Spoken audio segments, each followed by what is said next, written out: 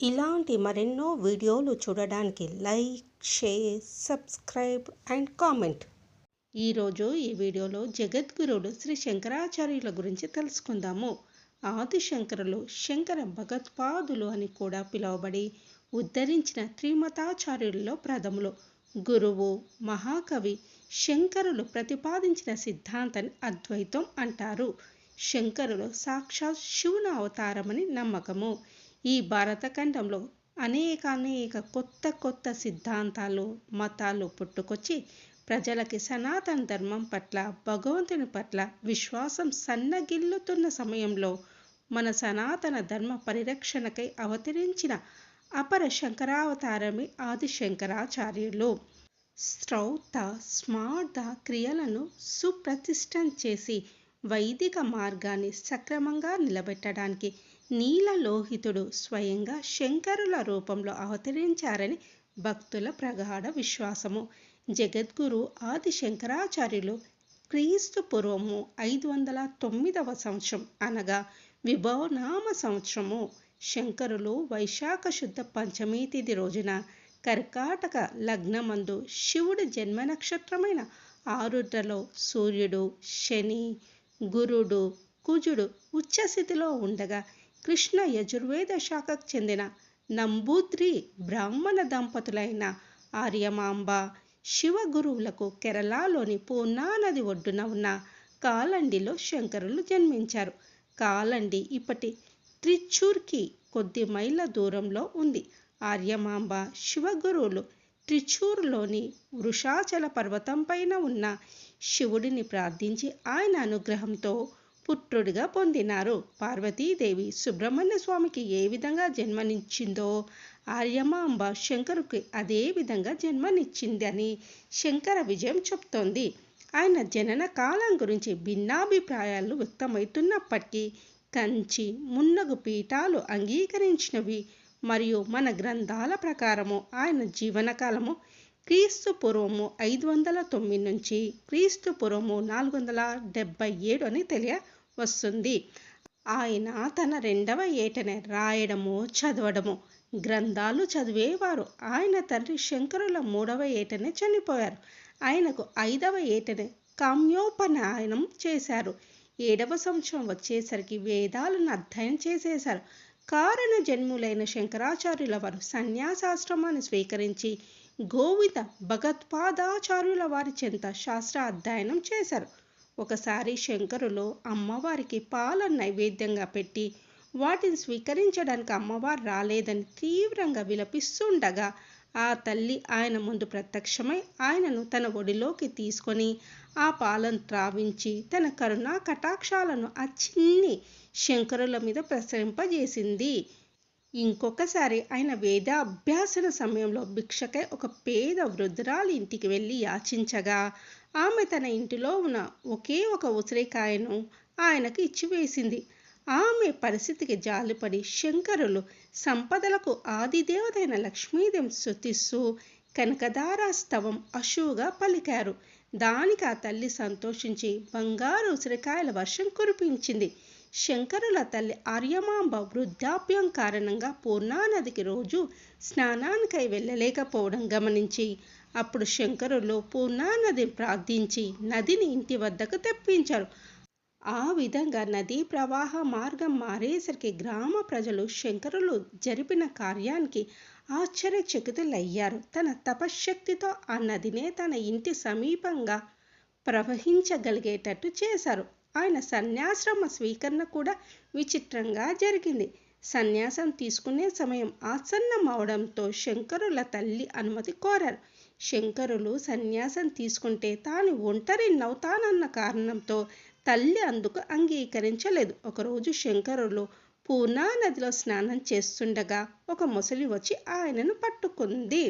ఆయన తల్లిని తనను సన్యసించడానికి అనుమతిస్తేనే ముసలి తనను వదిలివేస్తుందని అనుమతినివ్వమని ప్రార్థించారు. తల్లి అనుమతించగానే ఆ ముసలి ఆయనను వదిలివేసింది. ఈ సంసార బంధాలు తనను ముసలిలాగా పట్టుకున్నాయని, ఆ బంధాల నుండి తనను తప్పించమని ఆయన తల్లిని వేడుకున్నారు. దీనిని అతురన్యాసం అని అంటారు. సన్యాసిగా మారే మంత్రాలు జపిస్తుండగానే ఆశ్చర్యంగా మొసలి శంకరులను వదిలివేసింది. గురువు కోసం అన్వేషిస్తూ ఉత్తర భారత యాత్ర చేసే తలంపుతో తల్లి అనుమతి కోరుతూ ప్రాతకాలము, రాత్రి, సంధ్యా సమయాల్లో ఏ సమయంలోనైనా స్పృహలో ఉన్నప్పుడు, స్పృహలో లేనప్పుడు నన్ను తలుచుకోగానే నీ వద్దకు వస్తానని శంకరులు తల్లికి మాట ఇచ్చారు. తల్లి అంతిమ సమయంలో వచ్చి అంతిమ సంస్కారాలు చేస్తానని చెప్పారు.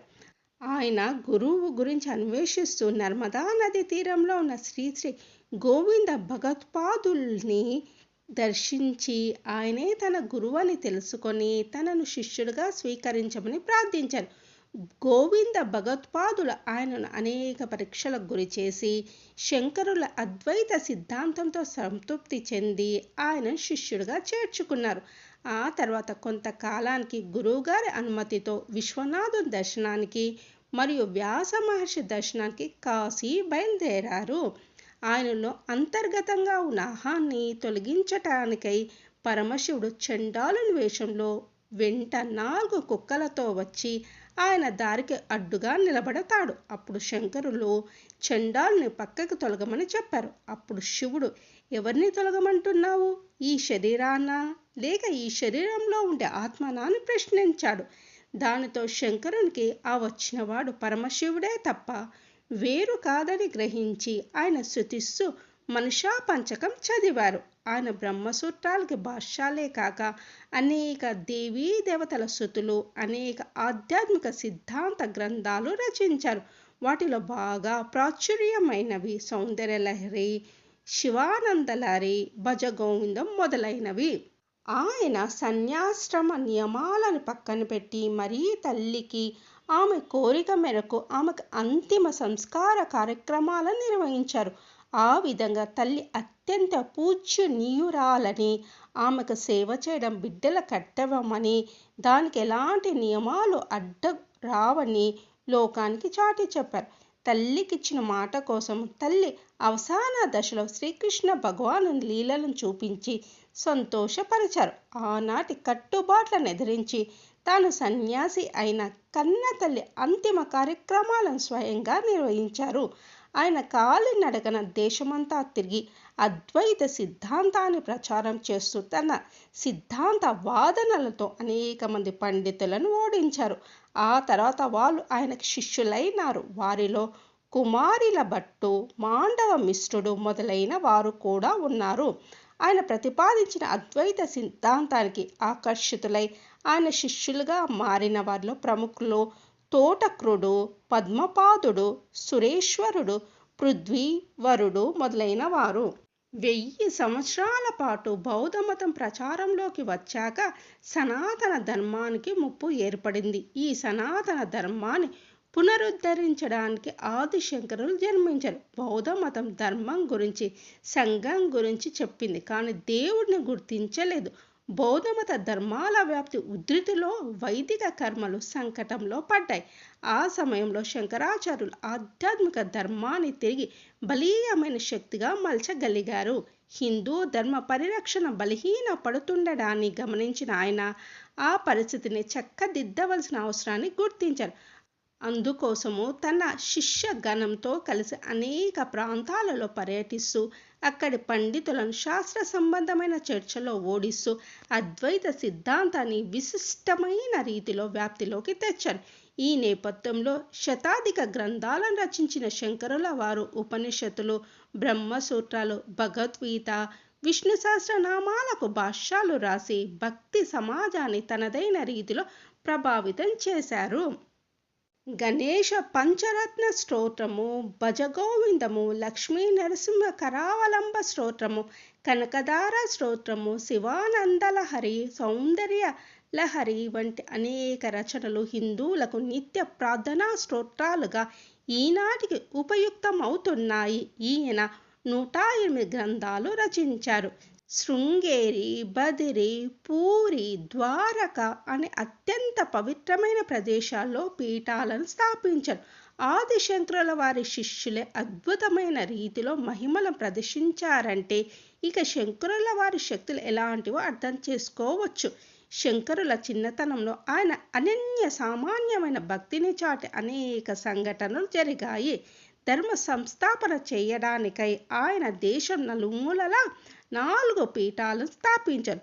తూర్పు వైపున ఒడిస్సాలోని పూరిలో గోవర్ధన మఠము, దక్షిణం వైపున కర్ణాటకలోని శృంగేరిలో శారదా మఠము, పశ్చిమ దిక్కున గుజరాత్లోని ద్వారకలో ద్వారకా మఠము, ఉత్తర దిక్కున ఉత్తరాఖండ్లోని బద్రీనాథ్లో జ్యోతిర్మఠము స్థాపించారు. అవి ఈనాటికి ధర్మ రక్షణకై పాటుపడుతున్నాయి.